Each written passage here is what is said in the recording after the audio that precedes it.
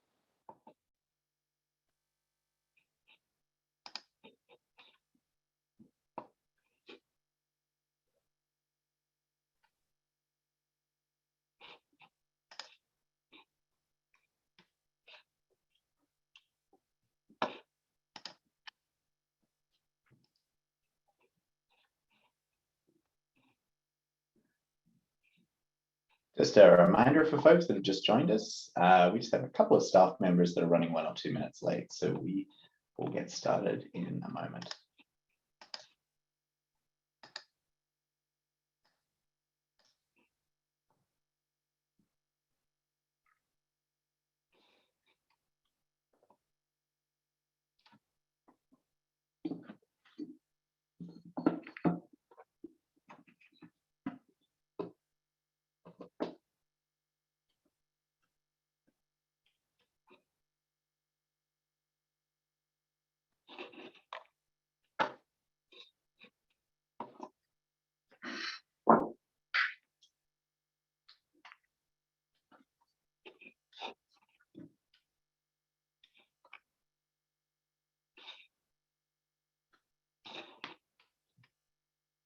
Hi, Gretchen.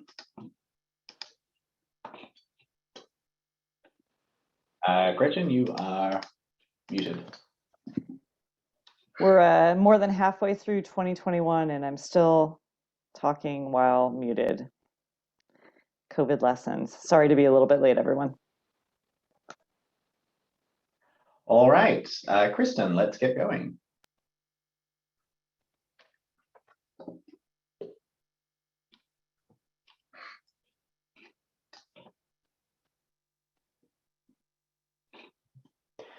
Good afternoon, everyone, and welcome to VTA's BART Silicon Valley Phase 2 Extension Project. So for this afternoon, we are having our Santa Clara Community Working Group for September.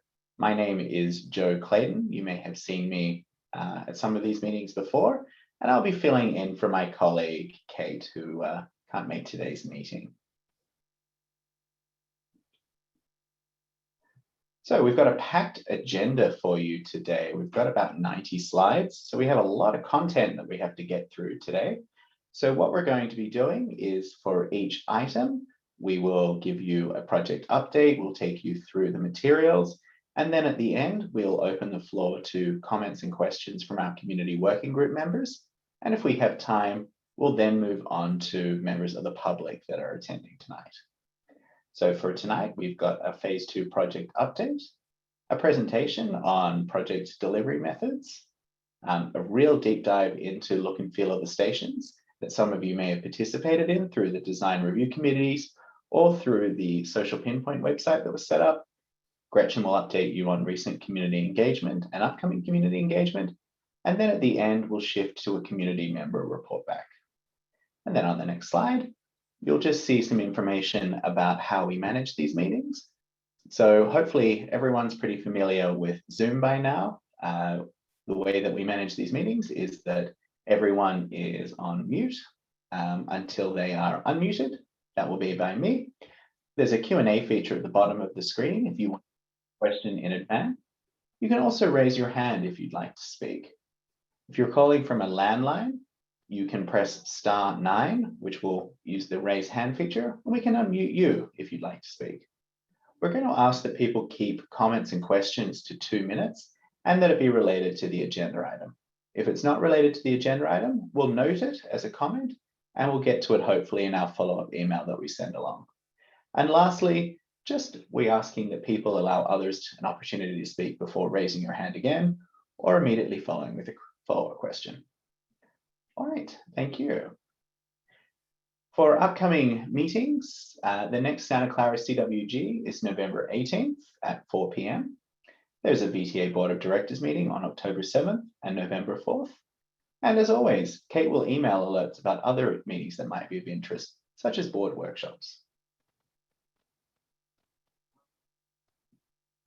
Now, onto the follow-up items. I'm obviously not Kate, but I'll do my best to take you through them. So we've had a question about if micromobility is being considered in station access and parking. And so micromobility includes things such as scooter parking. And so VTA is planning for space for micromobility access and parking at Santa Clara Station. Any questions from our community working group members?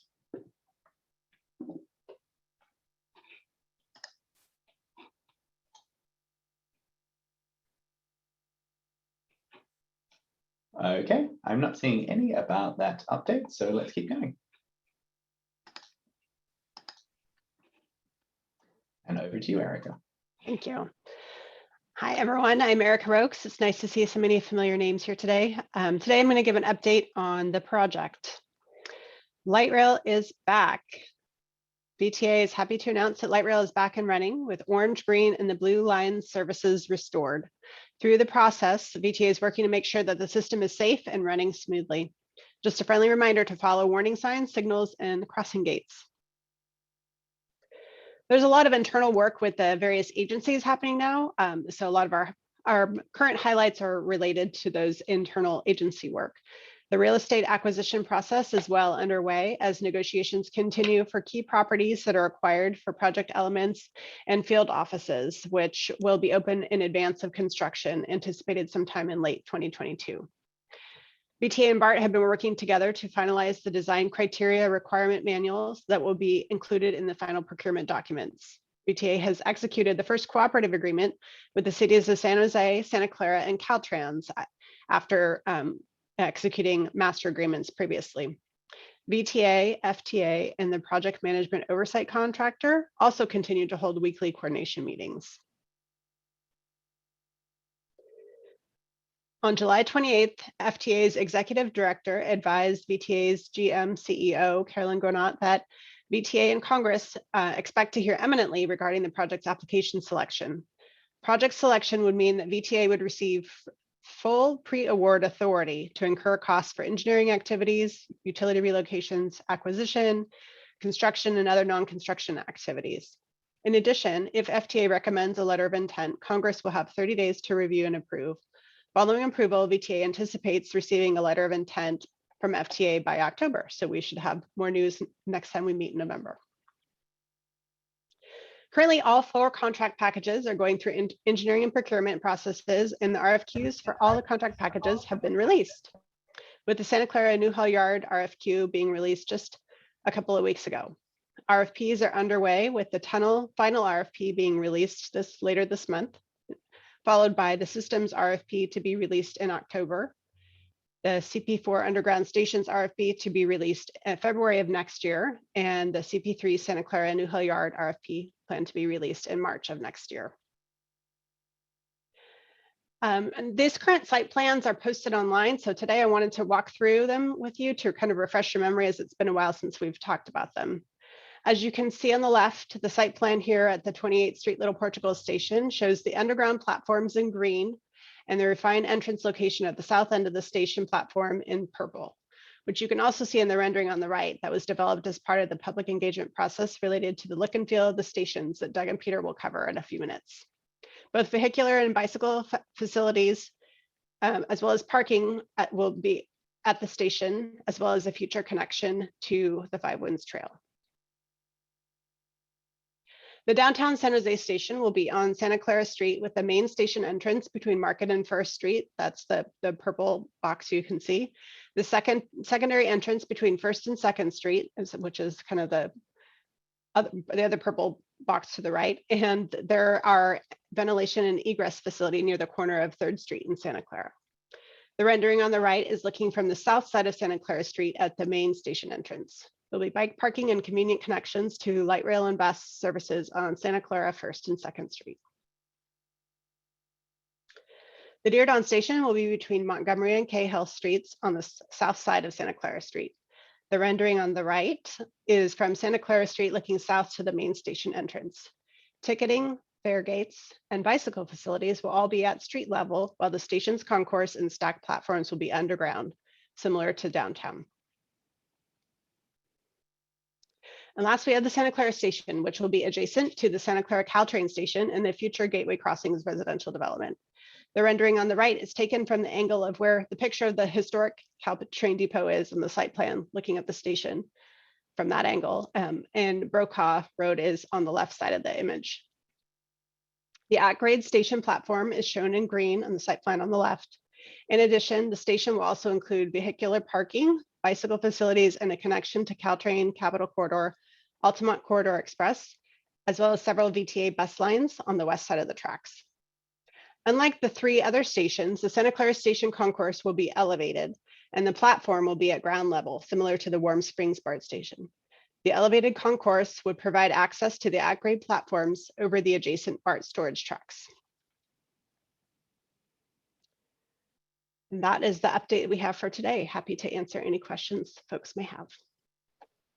Thank you. Erica, we have a comment, a reminder that the green line was also fully restored last week. So a nice little piece of good news. And there is a question as well coming in from Jonathan Evans. Jonathan, you can unmute yourself. Thank you. I had a couple of quick questions. For the FTA's expedited project delivery update, I guess what's the significance of the letter? Is that the VTA has applied for funds via that program, or yeah, I guess I just want to understand a little more about that. Yeah, so once we receive the letter of intent, then that means that we're guaranteed that to have the funding through the program. So that means that our project basically has been, that they intend to approve the project for the funding. Oh, did you receive a letter of intent already, since this was July 28th, or? No, so in July 20th, we heard that we would be hearing it sometime this month, and so we're expecting to hear it, imminently any day where we expect to receive news. So once we find out more information, we will be sure to send it all out to you all as soon as we know. Thank you. And then I assume we'll have more on the Santa Clara station, so feedback on that should hold till we get to that. Okay, thanks. Thanks, Jonathan. Ron, you've also got your hand up. You can unmute yourself. Okay, I'm in the car. So my question goes back to the slide maybe 3 or 4 ago where you talked about anticipated, I guess, daily ridership of 27,000 or something like that. So the question is kind of related, and it basically gets down to, does that then represent a slight profit for VTA in running those 27,000 people back and forth? Is it a loss? And then what does that mean in terms of what kind of capacity utilization does that represent? I guess I'm not quite sure what you're asking, if it's a profit or a loss compared to what we're expecting, Well, it's kind of like this. If we're spending $1 bazillion to move 27,000 people per day, and on an average ticket price, that means the light rail now is going to be in a huge deficit, which is going to require more taxes and stuff. So the first question was whether or not that provided a break-even scenario for the VTA for the BART extension. The second question was, what does this represent utilization-wise? So if you connect the dots, you're going to buy 10 cars or whatever the heck it is 27,000 daily riders represents a 50% utilization and 90%. How do you connect the dots between, expected riders and whether or not this is financially viable, and then whether or not we have enough, or too many trains being purchased and run? So the 20, I'm not sure where you got the 27,000 number. We had numbers ridership for each station. The overall project has a much higher ridership, but I think we'll have to follow up with you later on the response to the utilization and how that ties in. I mean, this will be operated by BART in their existing BART network, and so we can follow up with additional information.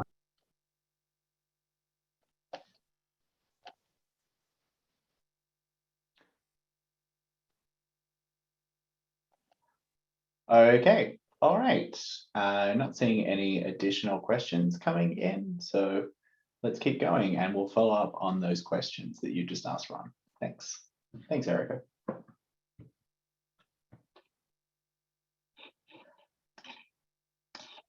Hello, I'm John Caulfield, and I'm the Contract Package 2 Tunnel and Track Work Project Manager on VTA's BART Silicon Valley Phase 2 Extension Project.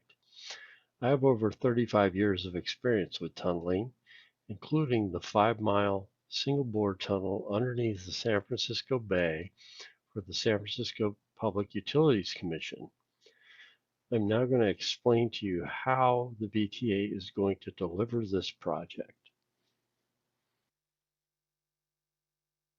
VTA is delivering its BART Silicon Valley Phase 2 project in 4 contract packages, also known as CPs. CP1 is systems, and it focuses on system-wide train control and rail communication systems. As the largest valued contract, CP2, the tunnel and track work package, includes the procurement of a very large 48-foot diameter tunnel boring machine, excavation and lining of the tunnel, and 3 underground stations, as well as the track work, portals, and 2 mid-tunnel facilities. CP3 is specific to Newhall Yard and Santa Clara Station, which includes the maintenance yard and facility, storage tracks, ground level Santa Clara Station, and parking garage. Finally, CP4 covers stations and includes 28th Street, Little Portugal, downtown San Jose, and Diridon stations. The contract package also covers mechanical, electrical, and plumbing aspects of the 3 underground stations. CP1 and CP2 are set to begin in mid-2022 and go until early 2028 and 2029, while CP3 and CP4 are both set to start in late 2023 and go through mid-2028. Revenue service is scheduled to begin in the year 2030.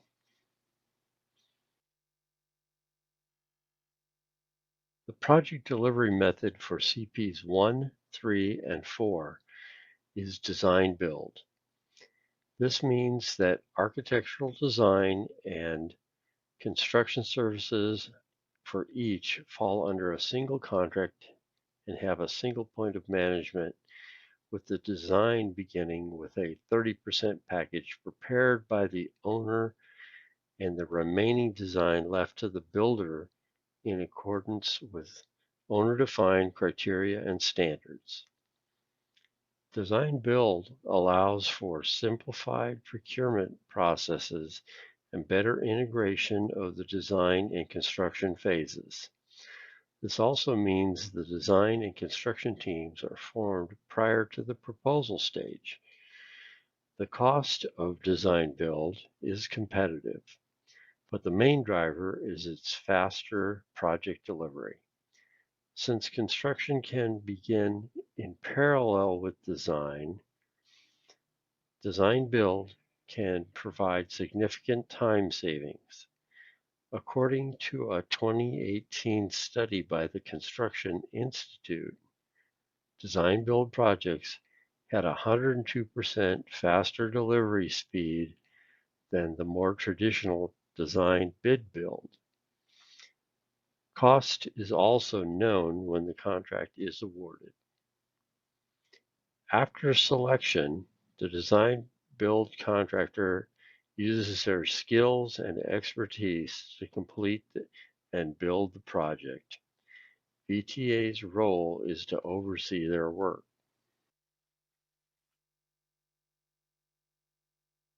Progressive design build is a project delivery method for CP2. The process is similar to design build, but contracts are made with the design build contractor at an even earlier stage in the project's development, utilizing about 10% design definition, and the contractor selection is mainly based off of qualifications. Due to the contract size and complexity, a high level of collaboration and input from VTA, BART, and the progressive design build contractor is required throughout the design phase and construction phase. This helps avoid creating a design that is either too expensive and/or challenging to build.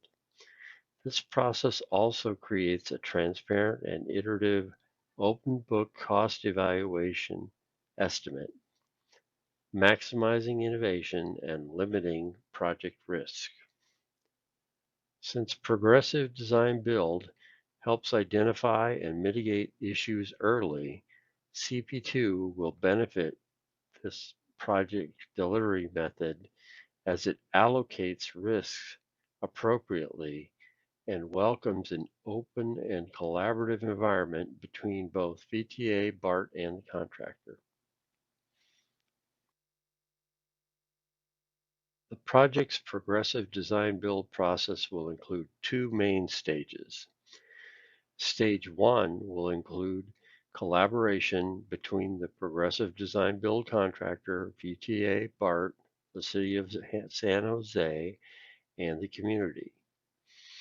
It is in this phase that pre-construction design will be advanced from 10% to 90%.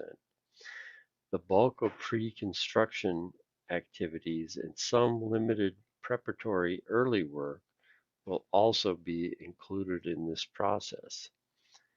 This will also include starting the procurement of the TBM, which will be specifically manufactured for the project and will take over a year. During stage 2, the progressive design build contractor will provide a proposal that includes construction costs, schedule, and risk mitigations. Stage 2 will follow the construction process through the completed design. Thank you for taking the time to learn more about VTA's BART Silicon Valley Phase 2 and how the VTA plans to deliver the largest public works infrastructure project in Santa Clara County's history. Thanks for that, John. Ron, it looks like you have your hand up. Would you like to ask a question of John?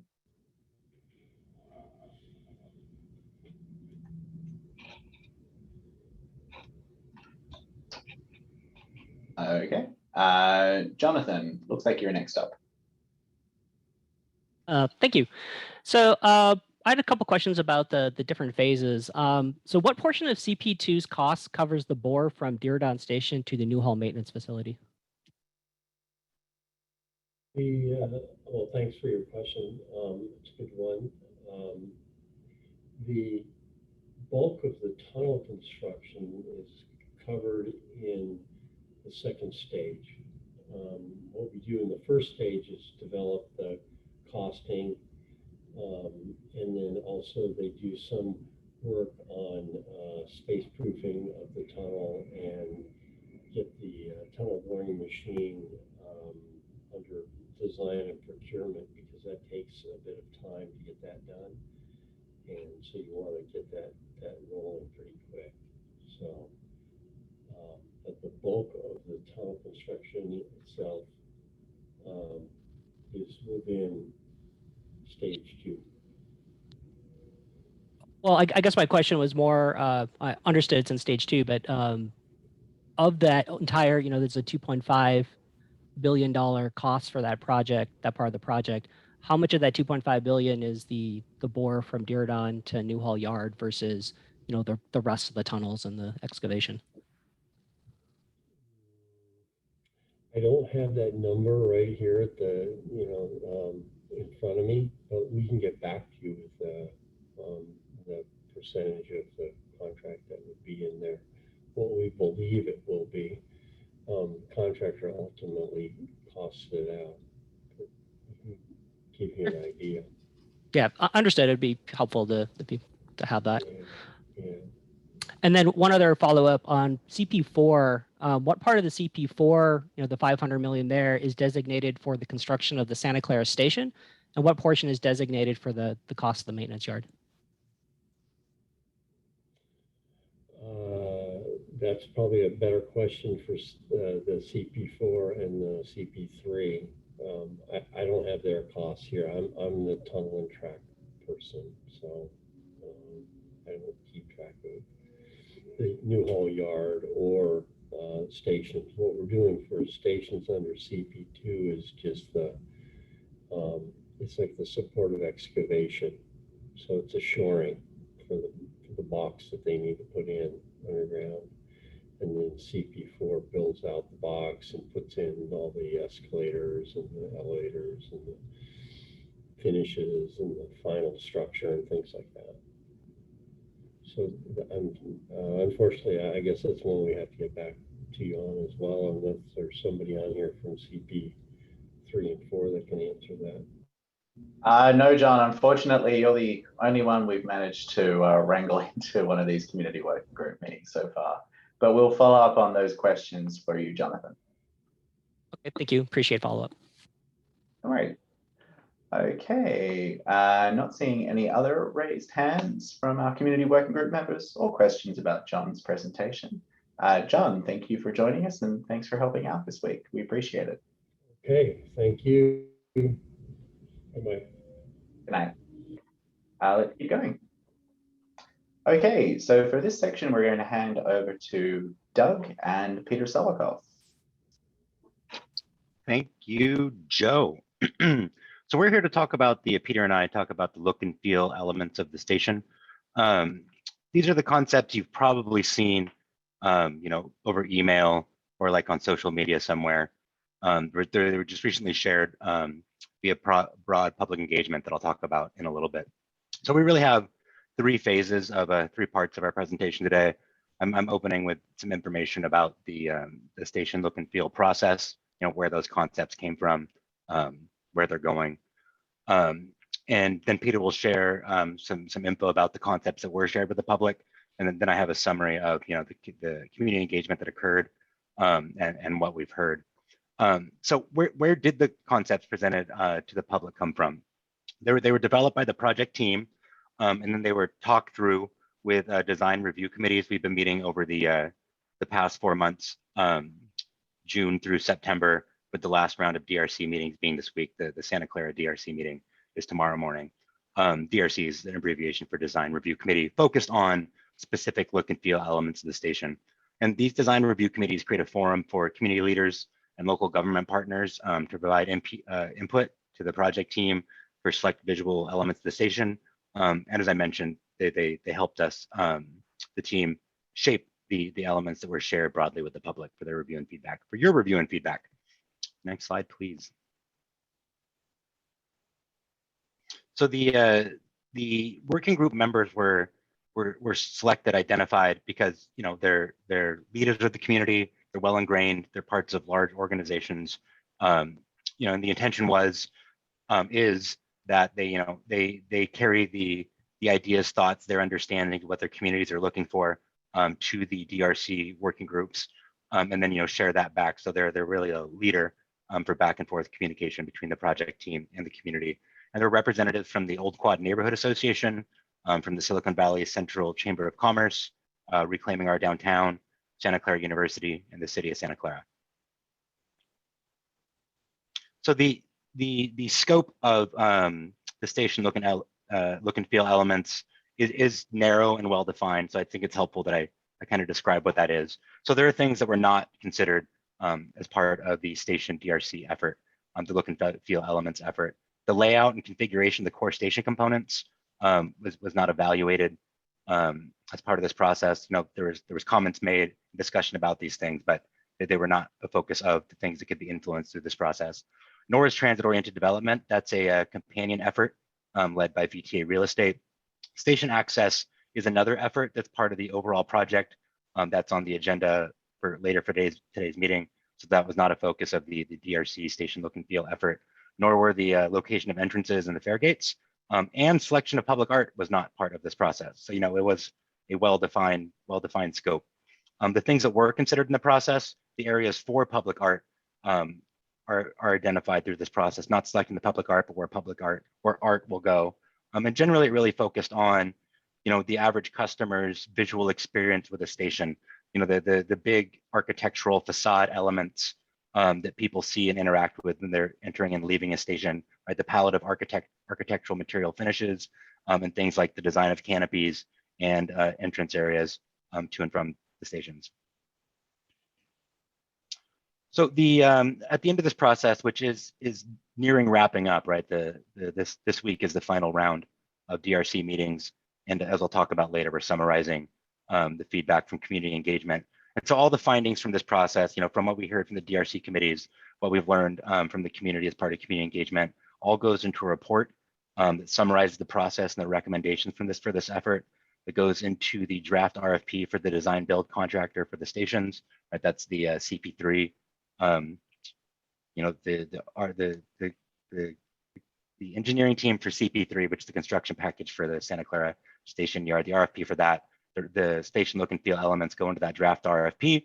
And then when the draft is finalized, then VTA and the BART project team internally review it and then share it with the city and BART for their review, receive comments, address comments, finalize the RFP. And the intent is for the RFP to be released in the first half of 2020, including that report that documents the findings and recommendations from the DRC/station look and feel process. And with that, I will pass it over to Peter to talk about the concepts that were shared with the public. Thank you, Doug. Good afternoon, everyone. So I think the first thing we're going to do, if you can maybe back this up to the beginning. Yeah, we're just going to go through some of the materials from the Social Pinpoint website that has been online for a couple of weeks now, but for those of you who haven't seen it.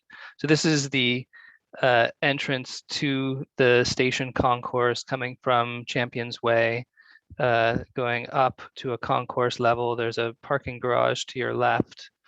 And then this is all unpaid fare zone. So anyone who wants to cross over to Caltrain can also take this path and then take the elevators at the opposite side. And that leads straight to the existing tunnel, which takes you to the Caltrain platforms.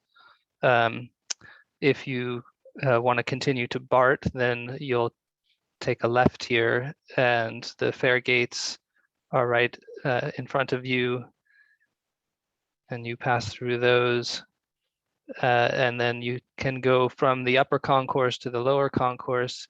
There's a whole series of stairs and escalators and elevators that can take you down.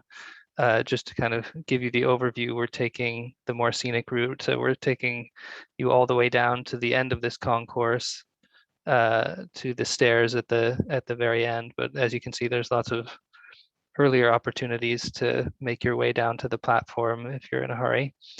And then from here, you pass down to the platform, which is at the same level as both the Caltrain tracks and the new Hall Yard facility. And then at the end of this, you will just turn around and you'll see back towards the other ends of the platforms. And this is very kind of schematic in terms of the materials we're showing and everything. It's more just to give you a sense of the overall configuration, which sometimes it's a little hard to understand from the two-dimensional images.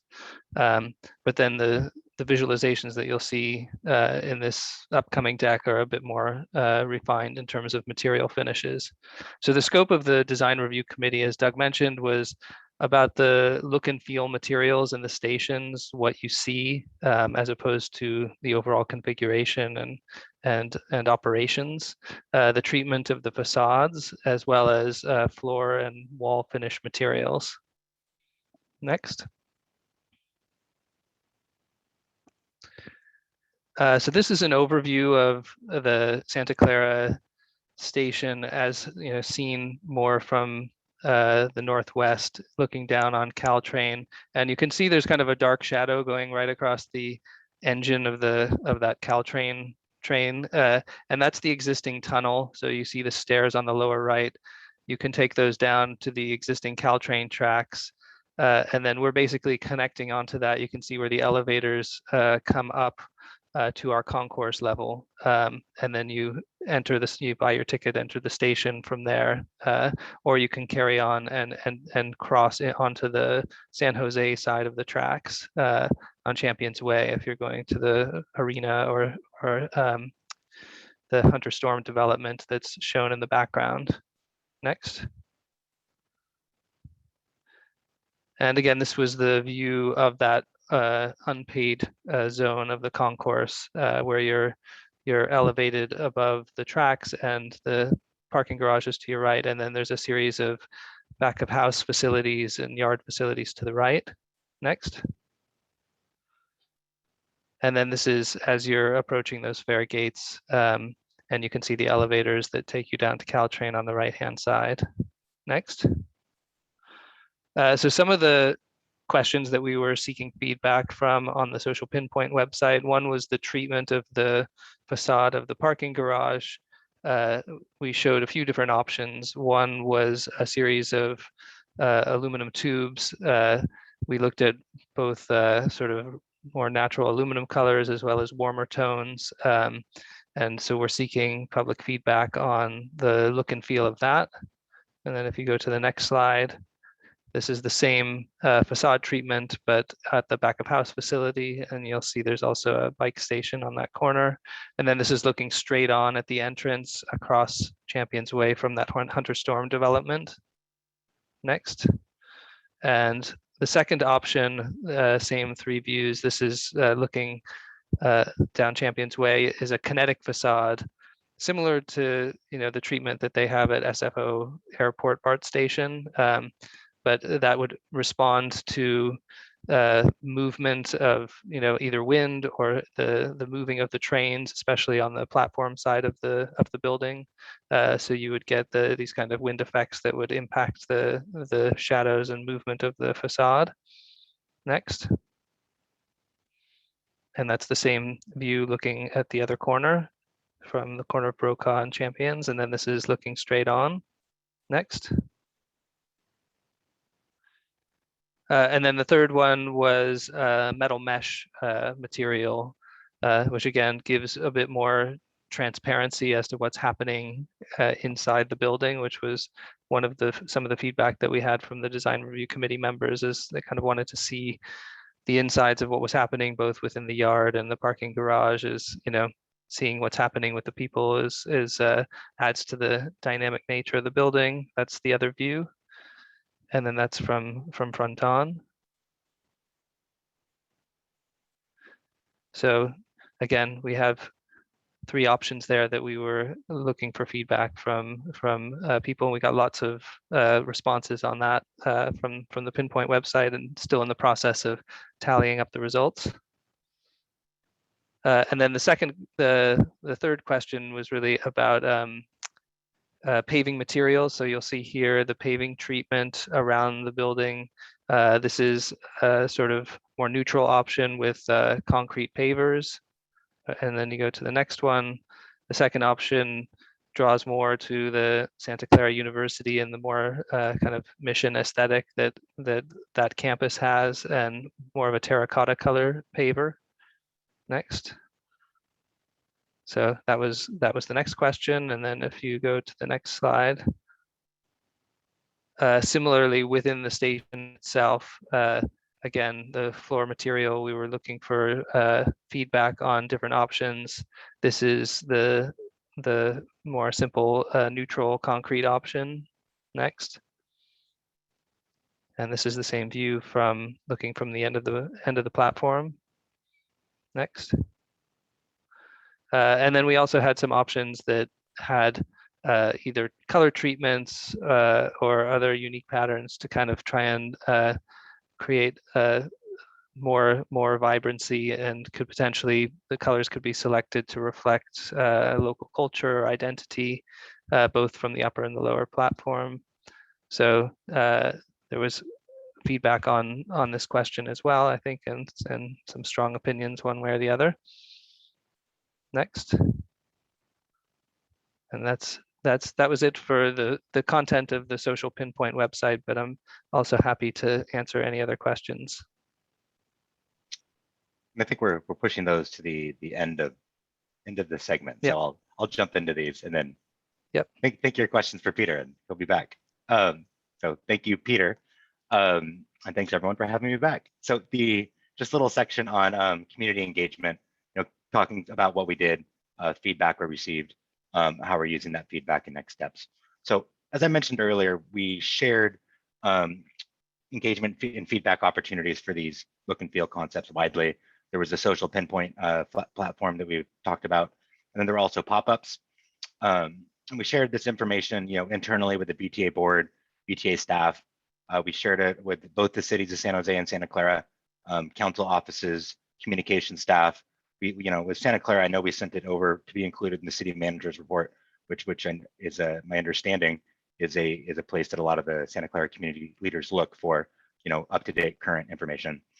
We also shared it with our DRC working group members, the folks representing those organizations I described before, and asked them to share it widely with their networks, including the city staff members on that DRC. We also shared it out with the community working group. This group, everyone should have got an email. Everyone on the email that's on the CWG and on the email list for the CWG should have got an email with a link to the Social Pinpoint platform, without, so you could provide your feedback, and also where the pop-ups were to come out, say hello, take a look, talk with staff, provide feedback. We sent it out, these opportunities on the VTA BSV project-wide email list, and then also posted on social media. So just some photos of the pop-ups and where we did the pop-ups. We did 2 in Santa Clara, one at the Saturday Santa Clara's Farmers Market downtown, and then a pop-up on the Tuesday morning at the Santa Clara Caltrain station. And that's just some photos of the folks interacting. You can see, lots of good engagement there. And the Social Pinpoint platform. So that's the link. And then you can kind of see, the Social Pinpoint platform here itself, right? You can see there's opportunities to provide comments, right, on specific elements of the station look and feel features, see what other people said, like or dislike people's comments. And so these are the stats. This is from the PowerPoint we submitted for the CWG. We've upped these stats are a little bit updated since. But I can say we've had to the overall homepage for all 4 stations, about 2,000 unique people have interacted with that. The Santa Clara station survey page has had more interaction than any of the other pages, over 350 unique users now. Lots of comments on the Santa Clara station, over 60 comments, over 80 survey responses. So how will the feedback that we receive be used? Well, let me also say that you'll see this in the slides in a little bit. All the feedback we received was really useful, right? Like there's a specific scope for this effort. And we received feedback related to that, which is very useful. We also received feedback not directly, that weren't the direct focuses of this effort, but it's also been really helpful for us to understand, the questions that are out there in the public mind, the public conscience, and what the big issues are, right? So we can start to answer those. In some cases, it's education. And there's other instances where we're taking that feedback and seeing how we can incorporate into the project as project constraints allow. So at the end of the process, what we're working on now is summarizing all the feedback we received. And that goes into the summary report that we'll develop a public facing summary of, that'll be both posted on the project website. So everyone, fully transparent process, right? Everyone can see what we heard and how we use the feedback we received. And there'll also be updates at the public meetings for the overall project in late October, early November, and the feedback we received is helping us craft that content. So we received a lot of comments, right? There were some relevant to multiple stations, some relevant specifically to the Santa Clara station. For many stations, we heard that there should be more greenery, and I can confirm that the project intends to install greenery, right? It's the focus of the drawings you saw, the concept you saw was really more the structure elements and the finishes for those, but more greenery is intended to be included than is shown in the drawings. Also, we heard there should be more shade, especially over walkways and where there's parking. I can confirm that where there's structured parking like there is at this station, infrastructure to install solar panels be provided, but it won't be, the solar panels themselves will not be. We've heard that wayfinding should be further integrated into stations. We're looking at ways to do that. We've heard that more color and art should be included in the station. We're also looking at ways to do that. We've heard that the station should be designed to be sustainable, retain stormwater, use sustainable materials. We're looking at options for that, including also we heard that there should be abundant place to sit. Outside seating should not accommodate sleeping, and we also heard a lot of recommendations for future processes to select art, which are really helpful, right? Like selecting the art is not part of this process, but what happens in future phases for how we select that art, taking those recommendations has been very helpful, and we're documenting those, and we intend to carry those recommendations forward to think about those in future rounds. Specifically related to the Santa Clara station, some of the supportive feedback we heard is that some of the elements that are reminiscent of mission architectural themes, there's a lot of people that like those. We also heard quite a bit of constructive feedback, a lot of it relating to the station doesn't interfere well with things to the west. Next slide, please. So some of the comments we've heard related to station design, especially how it doesn't interface well with things to the west. The whole station should be undergrounded. We heard that there should be better connections to Caltrain and other transit services. Peter did point out earlier the existing undercrossing that does connect to the west. The station should be better oriented to the west. We heard that there should be an above ground walkway to better connect to the west. And we also heard there should be better access routes within the station. Next slide, please. And so, just some very straightforward responses to that. The station is an end of the line maintenance facility, where maintenance facilities work well in rail systems when they are at the end of the line. So it makes sense for it to be there. But that maintenance facility and this station being co-located with it does significantly constrain some of the design options for the station. And then, it's also a fundamental truth of the project, right? There's a finite project budget, and the overall project budget also constrains options for this station and other facilities in the BART Phase 2 system. We also received some other relevant comments, that were related to the station look and feel. One of the big ones was to explore options to use less reflective materials to reduce heat. And one way to do this be considering wood-light structural materials, especially around the platforms and concourses. And we received some example photos. One of the ones we received is here. And Peter, I think you'll probably mention this, but I will say wood-like is there because wood does not fit into the BART facility standards, right? They have requirements for durability and combustibility. So what wood doesn't meet those requirements. But we are looking into options. Peter and team are looking at options for how less reflective materials may be able to work in the station. And so the next steps are, we're taking all these findings we learned from this broad community engagement with a lot of great feedback. We're summarizing that into the report that goes into the report for look and feel elements, recommendations for the station that goes in the RFP package for the station. We'll summarize that report, post the highlights on the public website, review, and then, the report goes in the RFP, finalize that, share it with the city of Santa Clara and BART, get their feedback, finalize the RFP, and release in the first half of 2020. And then I can also mention, there's also the next step of the broad public meetings in late October, early November, project-wide public meetings, and this DRC process, once the design build contractor is on board, is expected to reconvene sometime in 2023, although the process for that is still being worked out, still to be determined. And that's all we have. So thank you very much. Thanks for having me. And Peter and I will take some questions. Thanks, Doug and Peter. I'm inviting our community working group. Just raise your hand and let us know if you've got any questions. Jonathan, over to you. Hello, I have a few questions. The first one I wanted to ask was, you mentioned like there was some feedback about a wood-like structure, and was that common? Because I did see that there was a comment on the pinpoint about, where someone mistook the aluminum facade for a wood facade, and I know there were a lot of people kind of like looking for sustainable materials. Does wood-like meet sustainability, or is this just looking at like a design element where it might look like wood but is made of plastic or some other less sustainable material? Yeah, what's funny is that we actually started our design process wanting to use timber, as a structural element or even as a finished material.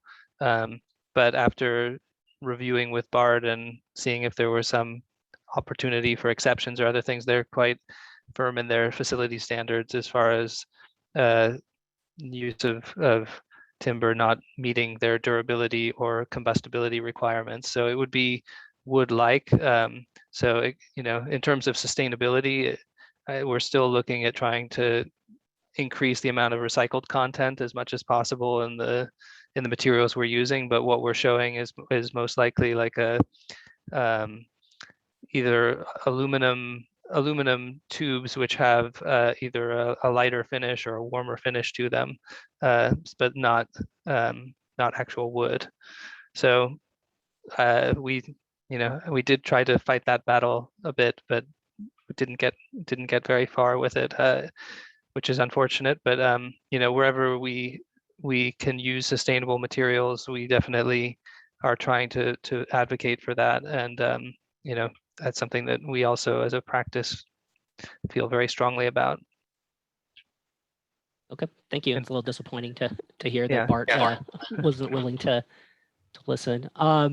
So there's a comment about there was a lot of, I guess, off-topic comments. I noticed when I reviewed the pinup pop-up myself that there's a lot of comments about usability and connectivity to the station, and I'm a little surprised. I understand it's off comment, but I'm a little surprised about the comment that yes is end of line, but there's nothing that can be done to improve connectivity. I guess, well, maybe that's part of the next phase and the next topic up for today. But looking at this station, the way the design is, and I know you've been working within some limitations, but it's almost like we're trying to create a transit station to discourage people from taking transit. There's a very you have to go up and over to get anywhere. It's the end of the line. So if you look at like 4th and King for Caltrain, for example, they have entrances that are at ground level as well, so that maybe it's got better accessibility for disabled folks because they don't have to take 2 elevators, which can add a significant amount of time and overhead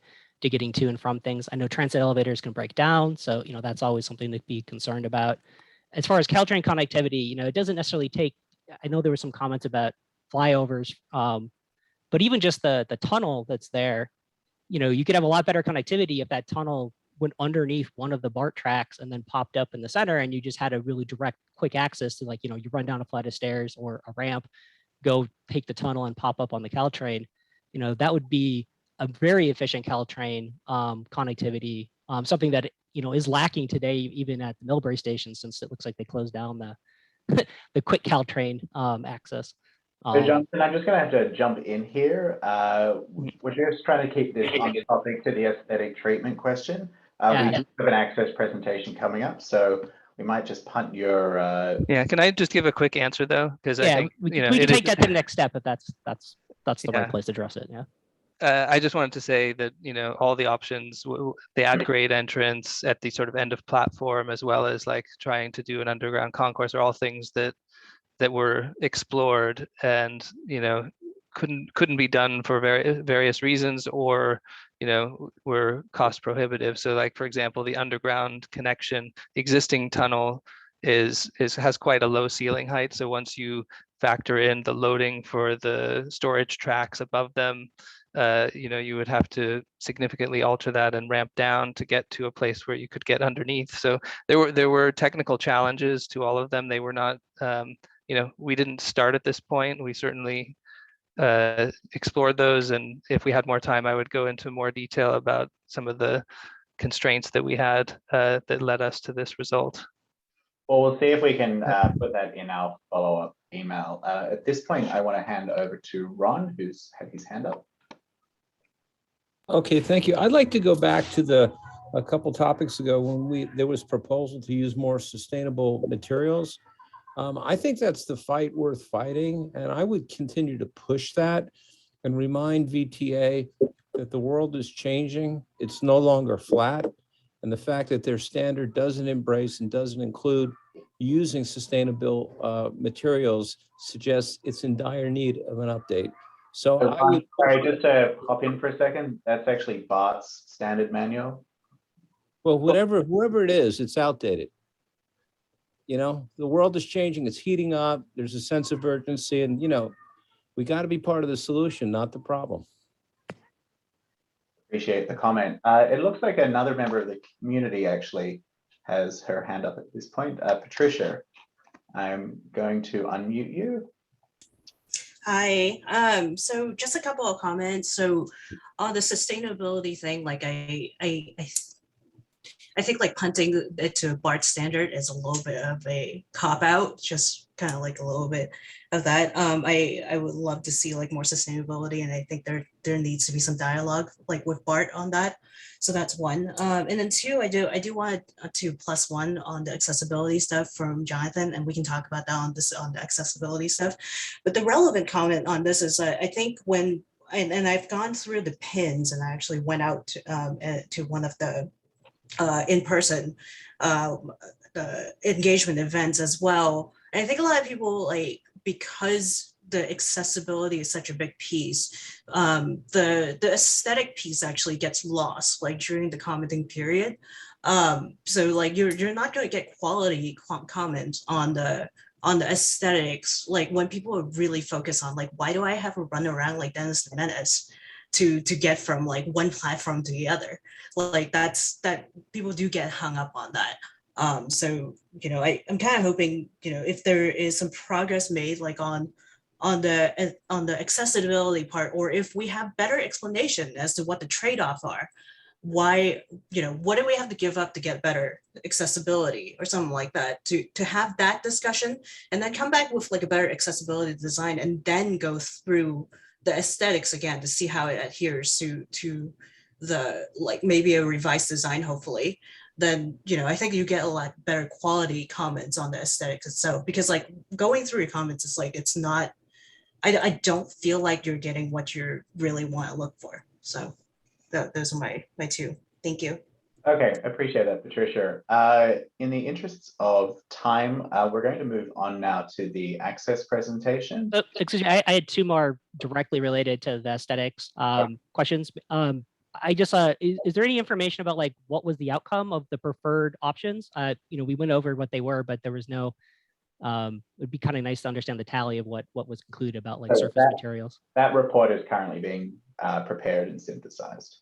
That'll be coming in the future. The numbers don't come straight out of the social pinpoint as cleanly as you'd like that to happen. So we have to download some spreadsheets and do some processing. Okay.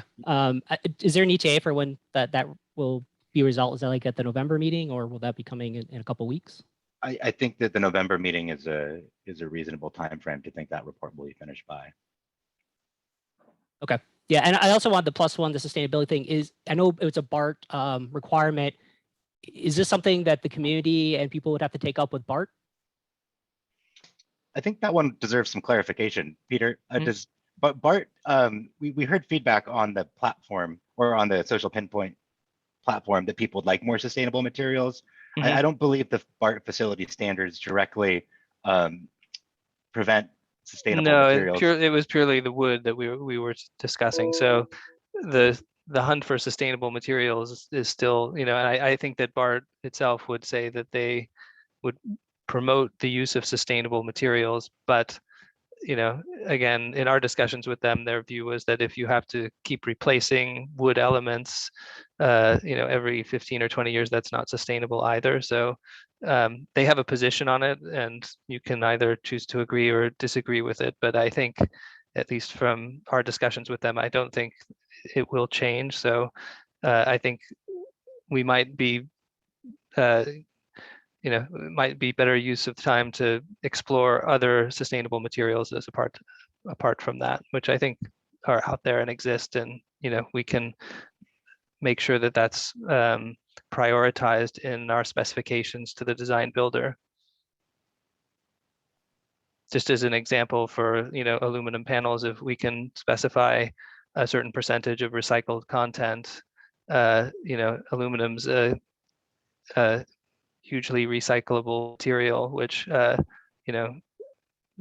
has far less carbon impact when recycled. So I think there's things that we can do even with the materials that we know meet the BART standards and can be sustainable at the same time. Okay, thanks. Okay, let's move on to Erica's presentation. Erica, over to you. Thanks, Joe. All right, today I'm going to talk briefly about the access and circulation process. At the next CWG in November, I'll be back to do a deeper dive into specific details, but we're not ready to go into specific details today. So I was last here talking to you about station access design principles in November of 2019. So wanted to let you know what we've been up to since then.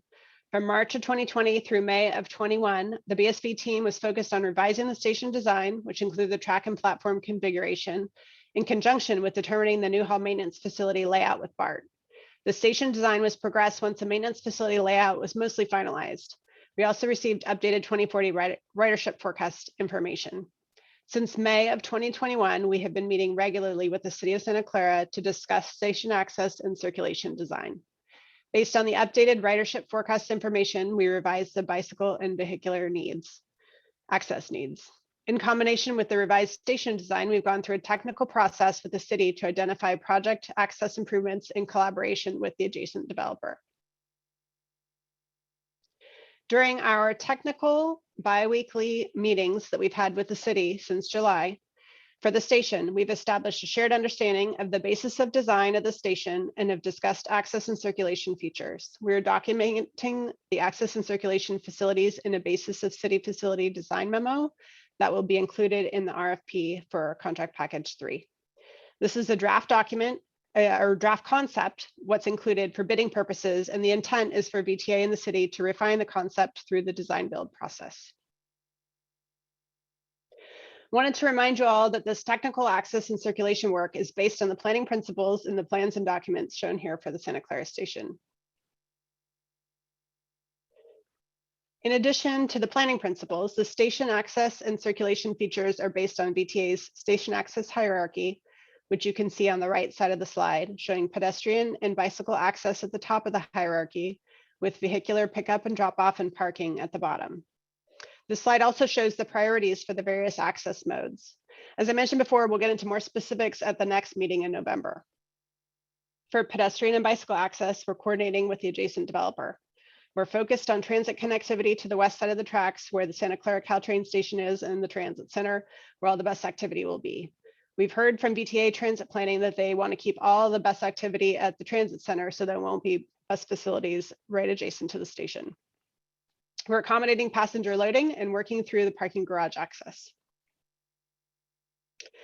Next, I want to let you know where we go from here. So next CWG in November, I'll be back to provide a deeper dive into specific access and circulation features at the stations, as we're still currently working through some of those items with the city, like I mentioned earlier. Then we'll move into city and agency review of the draft RFP, and we'll release the RFP to the qualified bidders. We'll continue to work with the city and the contractor on the final design. In addition, I want to share a potential future opportunity for you to provide your input. The city has been awarded grant funding from VTA and MTC to prepare a Santa Clara station area specific plan. This plan has not yet begun, but will include public engagement. I just want to be clear that the plan will be for the areas around the station and not include the station itself. With that, I will be back in November and happy to answer any process related questions today. Okay, Erica, Ron Miller has his hand up.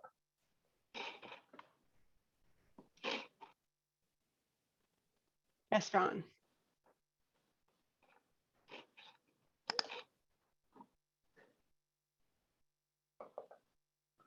Okay, that might be a legacy of earlier. All right, we'll just give it another minute. Jonathan, over to you. So I have some more circulation questions, since I guess this is the relevant place to discuss it. What is included in the circulation work with the city?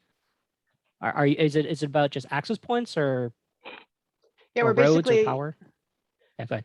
right. We're looking at the access and circulation. So the bicycle and pedestrian needs and the vehicular and access needs. So kind of for the transit needs, the various modes that I talked through on the slides is what we're looking through. You mentioned also that there's no reason to put buses on the other side and keeping it at the Santa Clara station. Is there a reason, like, for example, the airport connector shuttle wouldn't move to the other side because it would shorten the commute to the airport by, you know, several minutes to avoid the flyover? Is that something that was ever considered as part of this?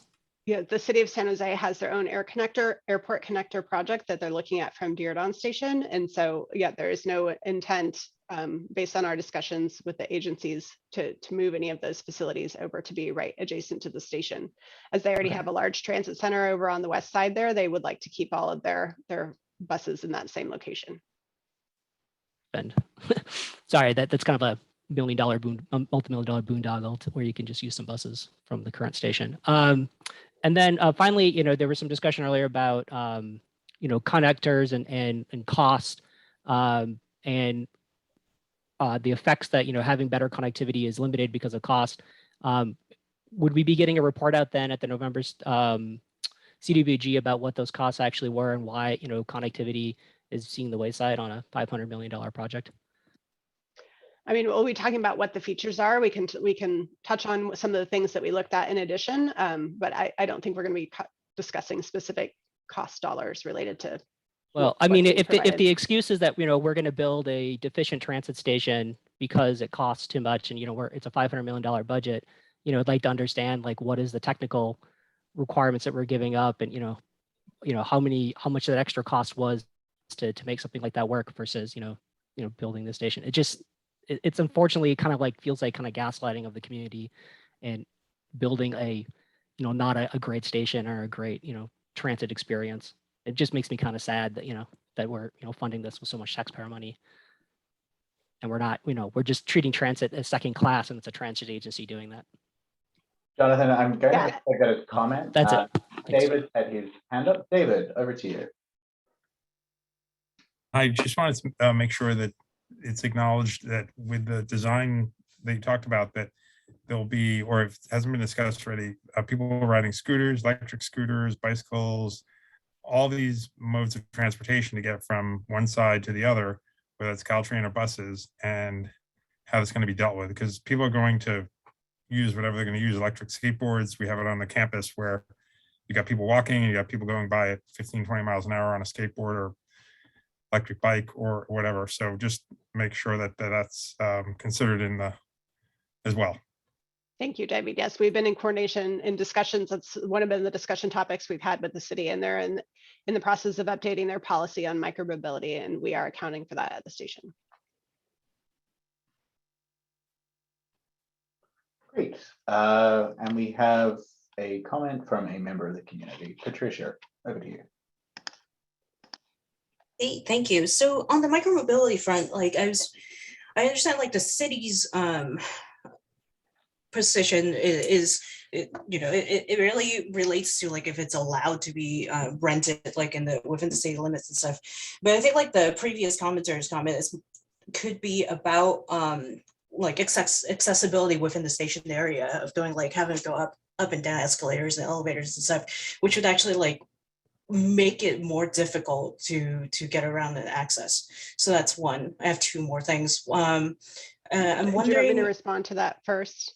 The reason why you have to go up and down is because the station is co-located with the maintenance facility. So there are BART storage tracks directly adjacent to the roadway on the ground level. So we have to go up concourse to a second story to go for the elevated concourse to go across, and then go back down to the at-grade platform. There's no direct connection across because there's BART storage tracks in that location.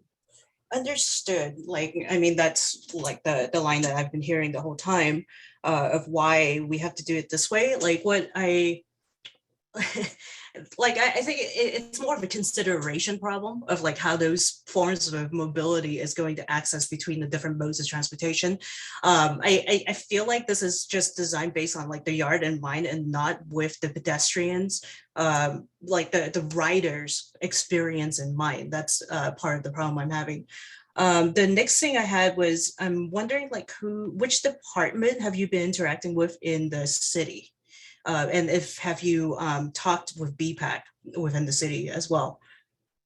We have been coordinating with Public Works and Planning, and we meet bi-weekly, and we will be actually going to the Santa Clara BPAC meeting in October.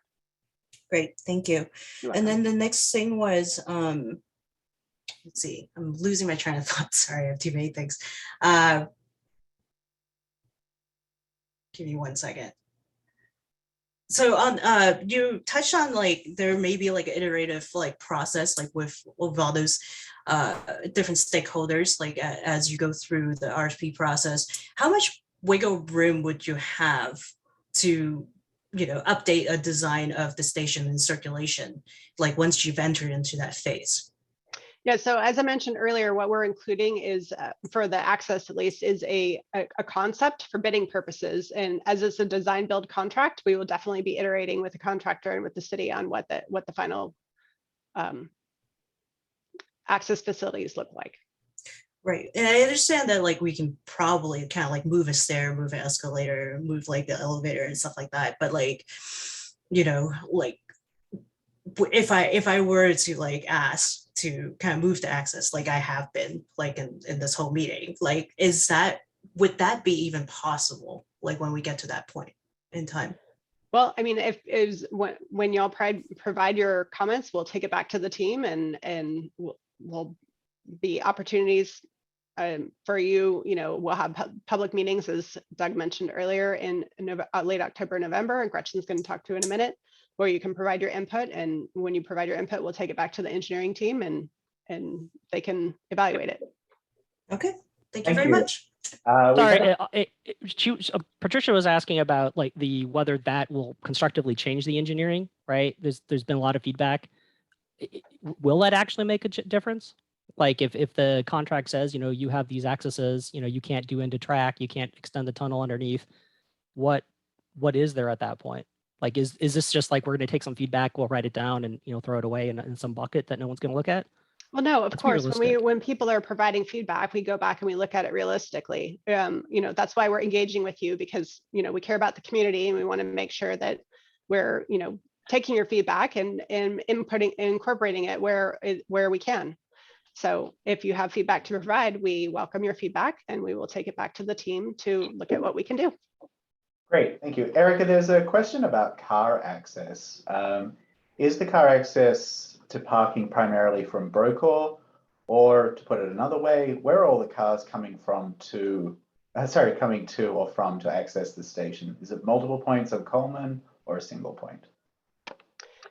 Yeah, so I can touch briefly on that. We'll get into more next month, but basically the access to the parking garage will be, you will be able to access it from Brokaw as well as from Champions Way.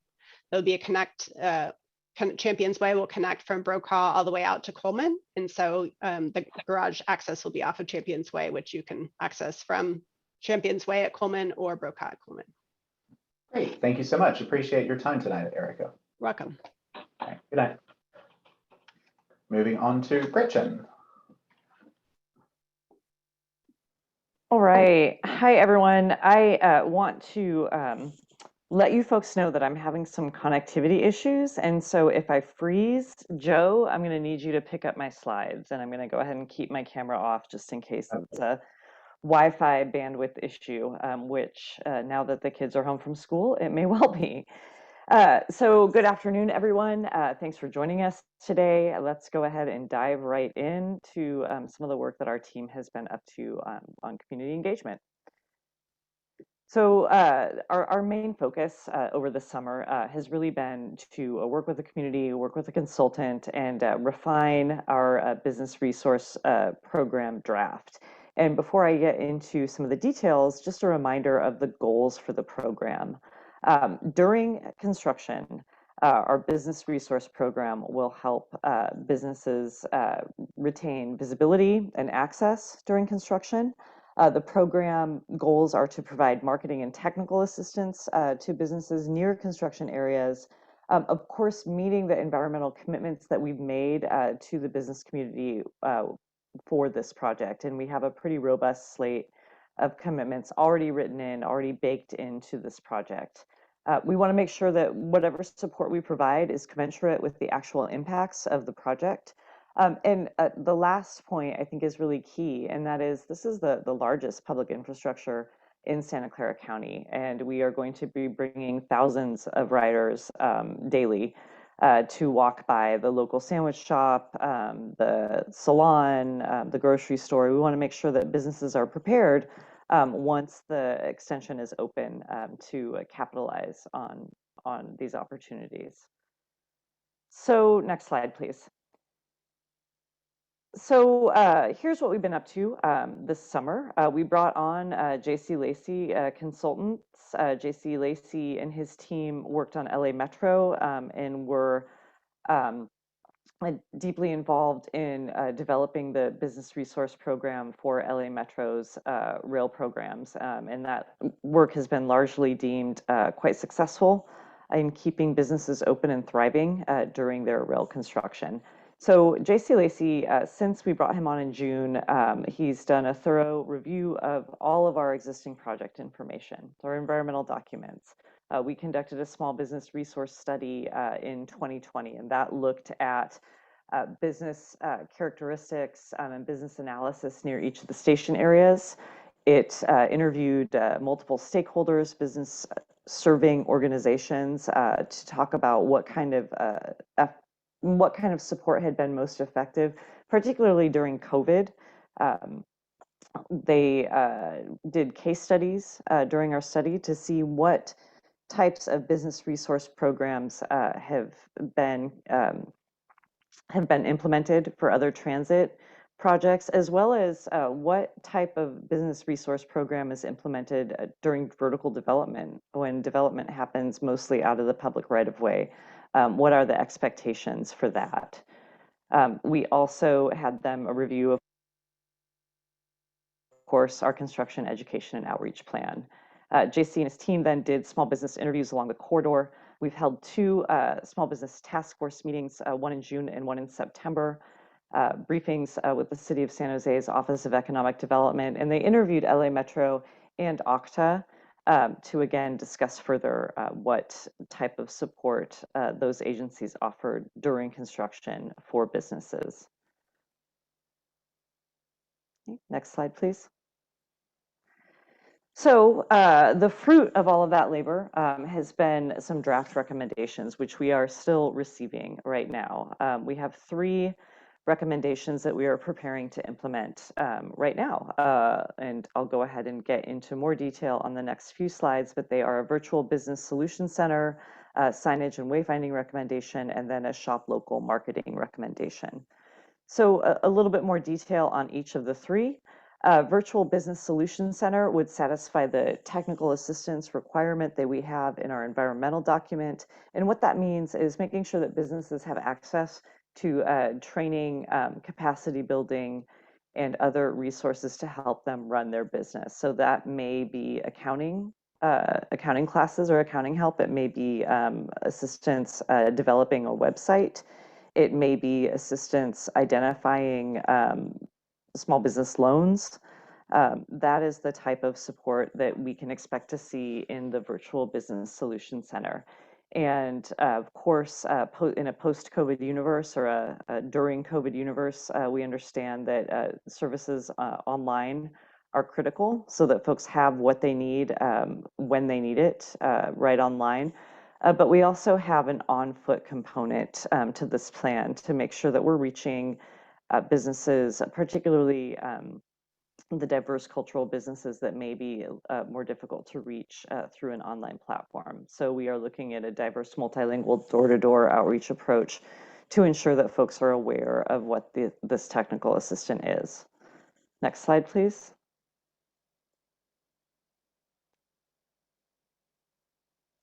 Here we go. Signage and wayfinding is really critical. This is something that we noticed in all of our case studies. This is what we've heard from businesses and what we've seen from VTA's own experience, and that is ensuring that consumers and customers know that businesses are open, that they know which way to go, that we enliven and brighten up our construction fencing is really critical. So the recommendation here is obviously to develop public-facing branding, but really to leverage the images that we have of the local businesses, landmarks, and art. We want to make sure that we're using what we have. So we'll leverage our own assets, including staging walls, sound walls, and any buildings that we have. And we will create and manage a content calendar to ensure that we internally know what is happening where and when.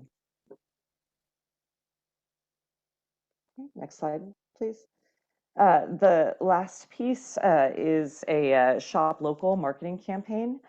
We really want to leverage the opportunity for folks to visit businesses with a public-facing marketing campaign that would include customer-facing website and business directory, newsletter, and leveraging digital assets such as web banners, e-blasts, targeted social media to make sure that folks are aware of what's around them during construction. And we would also make sure that businesses are shown in their best light by bringing on professional photographers and videographers. The last piece is additional business support.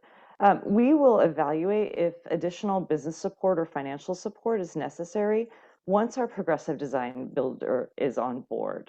We anticipate issuing a notice to proceed in April of 2022. Once that NTP is issued, there will be some time for the design builder to mobilize a team. At that point, we'll be able to have a deeper discussion about the actual impacts anticipated for our first contract. That will help us understand if the duration of impacts and the intensity of impacts warrants business impact or interruption fund, and what that would look like. So in the meantime, while we wait for that to happen, we will be researching potential funding sources, compiling a list of CDFIs that we might engage with, and we anticipate presenting that research and analysis to the VTA board next summer. So that has been a big piece of what we've been up to. In addition, the team has also been working very closely with the contract package managers to ensure that we're inserting specifications that help the community stay informed about the project. So obviously a great big one is making sure that we, and by extension you, then have early notification about construction activities. We want to make sure that we get information in time to inform folks. We are inserted specifications around construction outreach coordination. We've asked for additional outreach staff so that we have more feet on the street. We have signage and wayfinding specifications written in as a baseline before we add in our additional business wayfinding signage that I just spoke about. Of course, procedures and protocols for incident rapid notification, and then expected items like a project hotline and email and a stakeholder management software usage. And then lastly, we've also written in a pretty robust piece about our specifications for beautification and aesthetic treatment of construction fencing. We would like to make sure that our construction areas are attractive, clean, and that we use the canvas that's provided to us. Okay, next slide, please. On top of that, we're working on a tool right now that should be ready for release next summer. And this is the MyVTA SMS alert tool. And what we've heard, this is a direct response to a request from a community working group member to add the SMS alert for construction notification, because folks might get an email, but they will for sure get a text message and see that information more rapidly. And also for diverse communities, a translated text message is the best way to reach folks. So that tool is being developed right now. It will be completely integrated both with our website and our current notification system, along with our Salesforce database. So I'm really excited about this and glad that we are able to deliver on a constituent request. We've also done a very large website update. I encourage you to go to the website, take a look at our main page, scroll around, find our station pages. We have a lot of information on the website. We've updated fact sheets. We are in the midst of doing some milestone event planning, and we will be asking you for some feedback on what types of events you'd like to see as we move into construction. And lastly, in support of the design review committee efforts, we've been out talking to live actual humans, which has been great. After a year and a half of virtual meetings, it was great to get out and see folks eye to eye. So that is what we have been up to, and here is what's to come. We are preparing for public meetings. Actually, we're developing the invitation graphic as we speak. We are holding 4 virtual meetings in late October and early November. We will hold 1 meeting in English, 1 meeting in Vietnamese, 1 in Spanish, and 1 in Portuguese. They will also be recorded and kept online for perpetuity. So that is exciting. We will send out the notification when it is ready to go, and that should be either tomorrow or on Monday. You can register to notify if you don't want to wait that long on our website at vta.org/BART. And lastly, and I've been in touch with John Urban from the Newhall Neighborhood Association, and we welcome other opportunities, but we want to join your meetings. So we'd like to see folks where they are at. After we hold our community meetings, we'd like to take that show on the road. So if you'd like us to join your neighborhood association or your organization's meeting, please email me or Kate, and we will be happy to get that on the calendar and get a staffer out to talk through where we're at on the project, get some feedback, and start that relationship. And that's my presentation. Does anybody have any questions for me? Checking the Q&A box. I'm not seeing any about your presentation. And it looks like we don't have any hands up. So let's move on. Is Tessa's hand legacy? Is Tessa's hand been up the whole time? Or Tessa, do you have a question for me? No, that one's legacy one. Legacy hand, okay. Okay, great. Moving on to CWG member report back. Okay, so in this section, we invite our CWG members to share what they've been up to in regards to talking about the project or what they're hearing on the street from their constituents. So David, I'm hoping that you can kick us off. Hi, everybody. David Kajugas here. I thought we were going in order, so I wasn't ready, but I've been letting folks here know we've had some leadership changes and making them aware of the plans and sharing what you've shared with me.